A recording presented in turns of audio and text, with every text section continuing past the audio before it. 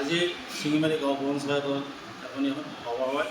আৰু এই সভাখন JGM, SBM আৰু আপোনাৰ প্ৰধানমন্ত্ৰী আৱাস যোজনা আৰু অন্যান্য যিবিলাক চৰকাৰী আঁচনি আছে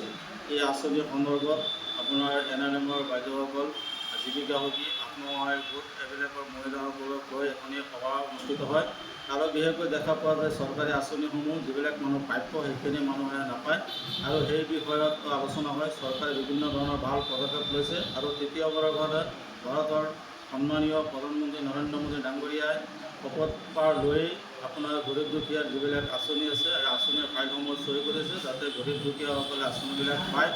আৰু এই আঁচনিৰ সন্দৰ্ভত কেনেকৈ দুখীয়া মানুহ পাবলৈ সক্ষম হ'ব তাৰে এটা বৃহৎ আলোচনা কৰা হয়।